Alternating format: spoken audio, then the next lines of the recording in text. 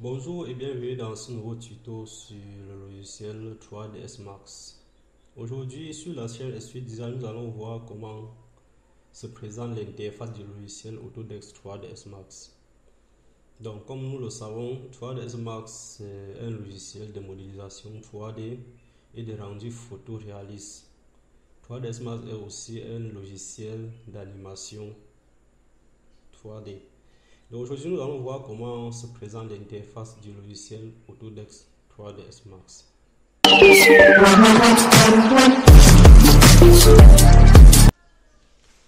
Donc, pour utiliser 3ds Max, rassurez-vous déjà que vous avez le logiciel installé sur votre PC. Mais si vous n'avez pas le logiciel, ce n'est pas un souci. Laissez juste dans la barre des commentaires les préoccupations sur l'installation. Là, je vais faire une vidéo pour vous montrer comment installer le logiciel 3ds Max. Donc, sans toutefois tarder, allons sur nos écrans et voyons comment 3ds Max est configuré. Alors, lorsqu'on est sur au démarrage de 3ds Max, on a donc cette interface.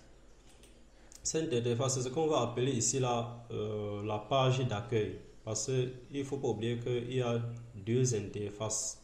Il y a ce qu'on appelle l'interface utilisateur.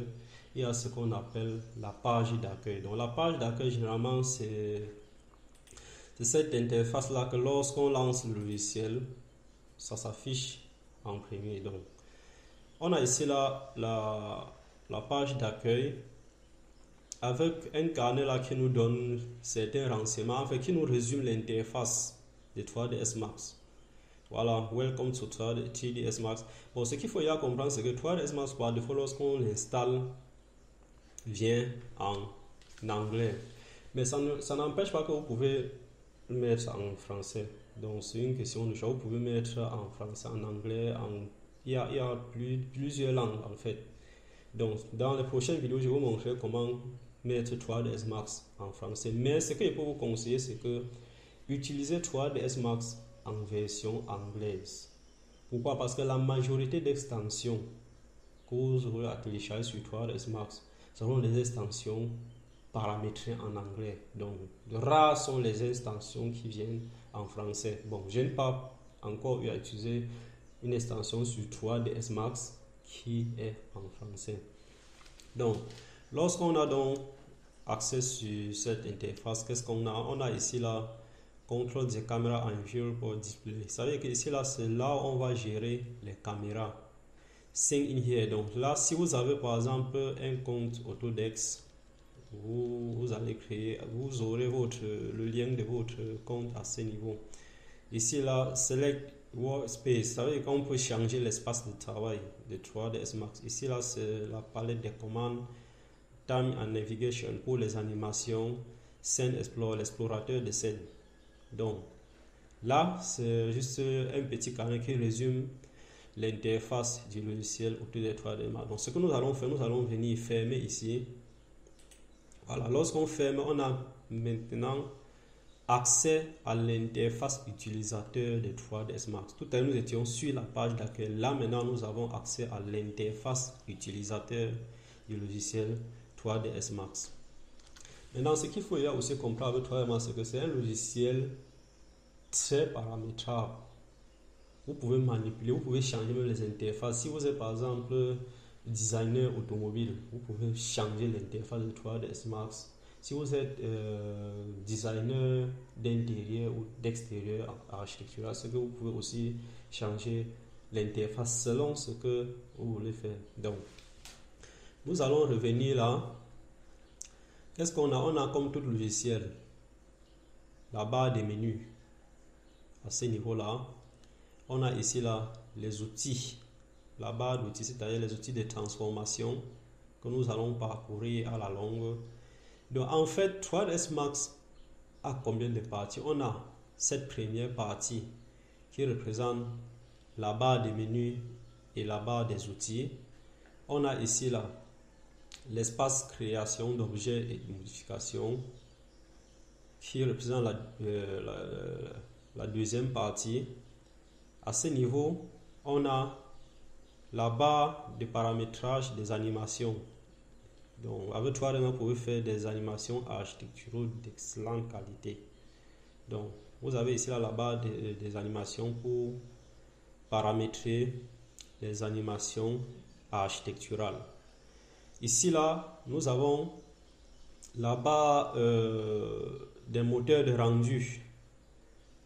Ici là, nous avons la barre de moteur de rendu qui représente la quatrième partie. Ici là, nous avons l'interface utilisateur, c'est-à-dire l'espace de travail qui représente la cinquième partie. Donc, nous voyons en fait que 3ds Max a 5 parties.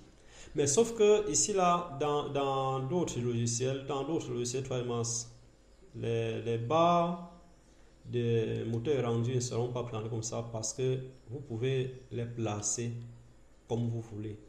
Donc, si je viens par exemple, vous voyez les pointillés à ce niveau, j'ai la possibilité de déplacer les éléments là et le mettre où je veux. Mais ce que nous allons faire, nous allons le mettre là pour avoir l'espace de travail moins saturé. Donc, ce qu'il faut comprendre avec 3ds Max, c'est que par défaut, lorsqu'on démarre l'interface utilisateur de 3ds Max, ça vient en 4 fenêtres. Mais ces fenêtres sont movibles, donc c'est-à-dire on peut basculer d'une fenêtre à l'autre. Donc, on a ici là l'interface utilisateur du logiciel 3ds Max. Donc, tout ce que vous aurez à créer dans 3ds Max et à transformer, vous allez utiliser cette palette pour ces créations. La création, la modification à ce niveau. Ici, vous avez ce qu'on appelle les outils de transformation. À ce niveau-ci, la barre de transformation, les accrochages, les symétries, tout ça. Bref, on va voir tout ça au fur et à mesure qu'on va évoluer dans la formation. Donc, comme je vous ai expliqué au départ, nous allons travailler avec 3ds Max et le moteur de rendu Corona. Donc, je vous ai aussi expliqué que Corona, en fait, c'est un moteur de rendu très performant qui donne des produits de très bonne qualité. Et vous pouvez faire les animations, les simulations et tout ce que vous voulez avec le moteur de rendu Corona associé à 3ds Max. Bon, il y a aussi Corona pour cinéma 4D. Oui, il y a aussi Corona pour cinéma 4D. Voilà, donc ici là, nous avons travaillé avec Corona pour 3ds Max. Donc, si nous venons à ce niveau, vous allez voir ici là, la barre, lorsque vous installez Corona Render, vous avez ceci. Et par défaut, Corona, lorsqu'on finit de l'installer, ça vient au centre de l'écran comme ceci. Maintenant, c'est à vous de déplacer et de mettre où ça vous convient le mieux. Voilà. Donc maintenant, ce qu'il faut aussi comprendre, c'est que si vous n'avez pas le moteur de rendu Corona, ce n'est pas un souci. Laissez juste un message au niveau de la barre des commentaires et je ferai une vidéo pour vous expliquer comment installer le moteur rendu Corona. Donc ce que nous allons faire, nous allons venir à ce niveau. Là, voilà. Et on va essayer de comprendre l'interface de la barre du moteur rendu Corona. Voilà, donc lorsqu'on installe ces deux éléments, c'est fait. Donc comme vous pouvez le voir, quand vous regardez ceci, vous comprenez ce que c'est-à-dire c'est pour la végétation, pour la distribution et tout ce qui va avec. Ici là, c'est pour la liste. Ça veut dire que si vous avez plusieurs types de plantes dans votre design, vous pouvez venir ici là sur liste et sélectionner peut-être de supprimer les palmiers ou bien quelconque végétation. Donc là, c'est pour se renseigner sur les nombres et les types de plans qu'on a dans notre moteur rendu Corona. Bon, ici là, nous avons les caméras. Ici là, nous avons les caméras pour les images photoréalistes 3D. Ici là, nous avons les caméras pour les animations. Ici là, nous avons Corona Light, c'est-à-dire pour créer les éclairages, les lampes, les bandes LED, tout ce que vous pouvez avoir dans 3ds Max. Et ce que vous devez comprendre, c'est que Corona, en fait, c'est un moteur de rendu simple d'utilisation. Bon, quand je dis simple d'utilisation, ça va dépendre de votre capacité à comprendre les moteurs de rendu. Si vous avez eu à utiliser Viré, si vous avez eu à utiliser plusieurs autres moteurs rendus, vous allez facilement vous intégrer sur le moteur de rendu Corona. Alors, lorsqu'on est ici, ça c'est Corona Sun, c'est-à-dire pour paramétrer le soleil et tout ce qui va avec. Ici, là, nous avons Corona Proxy. Corona Proxy, en fait, ce qu'il faut comprendre avec les proxys, c'est que Corona Proxy permet de distribuer plusieurs éléments sur une surface, mais sans